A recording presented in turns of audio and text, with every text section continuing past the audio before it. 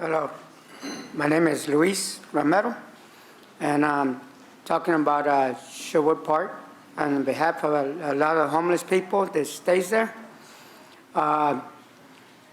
They had tossed all our stuff away at 7 o'clock in the morning, our food, our clothes, and our blankets.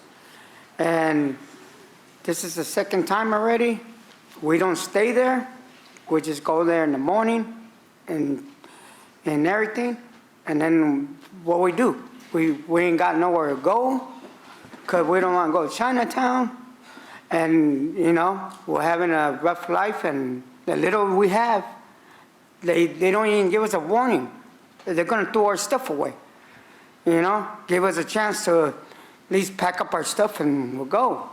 But wherever we have to go, but come on. This is just terrible, you know? And I just don't understand how that could be right, you know? They don't give us nothing, you know? And then look at the storm we're gonna have and all that, and then we don't have nothing. And the city got to do something for the homeless and try to help the homeless to get somewhere to live or something, you know. And that's only from my view, because there's a lot of people out there, and believe me, there's a whole lot of people homeless and starving and everything, and I'm just one of them. Thank you. Good afternoon. My name is Betty Arnold. I represent the same thing that he does, the plight of the homeless. Where are we supposed to go? You know, there isn't anywhere. The shelters are full.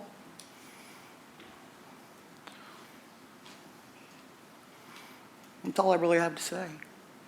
We're desperate. They already took all our stuff.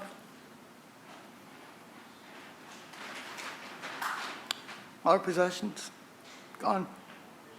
In the back of the lifter, the loader, yeah. Thank you. Hello, my name is Dyshon Hobson, and I'm just a concerned citizen. I'm a volunteer with the Stakeholders Committee Advisory Club, and I'm on call when situations like this happen, when, you know, we're trying to develop a pipeline to help homeless people, to put an anchor to a lot of this stuff, to just help and be of service, okay? And when someone calls, they lost their stuff, we try to at least get them emergency blankets. But as we pass out these blankets that people donate to us, and we take them back to these people to help get their life or just be warm for the night, situations like this happen. You know, where's the line at, and what is the order of these things that they go through? And if we do continue to pass these blankets, and when they get them confiscated, you know, where could we go back and get them back so we can continue to pass them out? Because we limit it. You know, it's starting to get cold. You know, and I live close by the park, so you know, something like this happens in the middle of the night, we're on it. We get a phone call, we're up and we're on it. You know what I mean? Just to be there to be support, because we don't want nobody dying and getting beat up or getting hurt because things happen in the middle of the night. You know what I mean?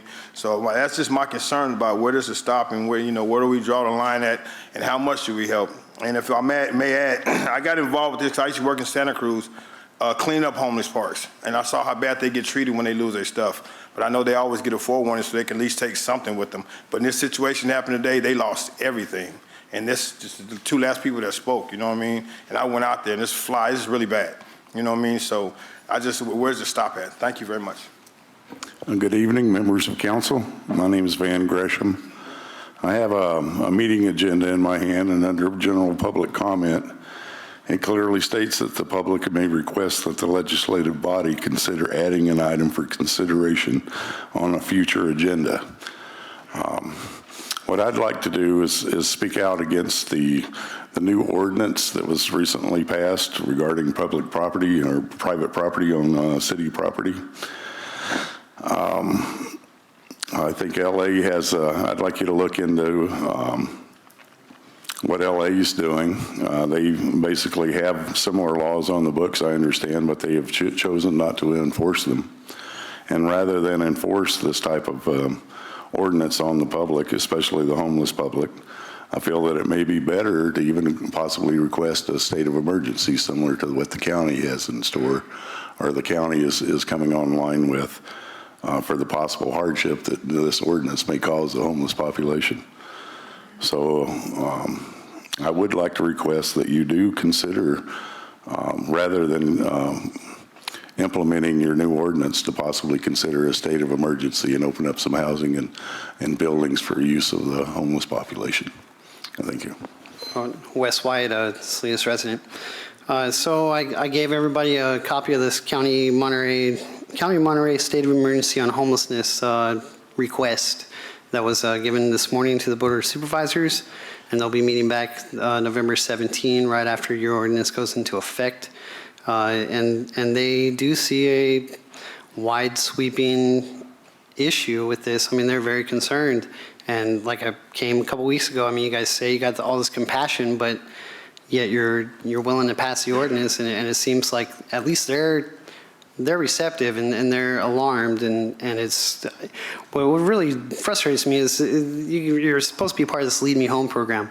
The city is on the ticket as far as being one of the partners of this. How come you weren't coordinating efforts? You know, we're kind of leading the cart before the horse on this.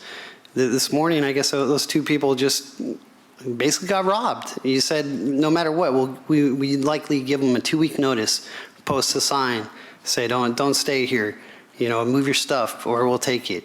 You didn't even do that. So I mean, where's the integrity? Where's the compassion? Where's the, you know, I'm not seeing it, and I'm quite disappointed. And apparently this is going to happen wide sweeping 3 or 4 times a week once this ordinance passes, or once it goes into effect, and apparently you'll be ready for that in the middle of December. So that'll be a nice Christmas card for all of our 1,700 homeless, 33 different encampments. And that's what we're looking to do. I'm very disappointed. You need to be able to have people have a place to go. If you want them off the street, that's fine. You don't want to see tents, that's fine. But there's got to be an alternative. There's got to be a transition. You can't just drop everybody and make everybody fall into a crack and expect them to just take care of themselves.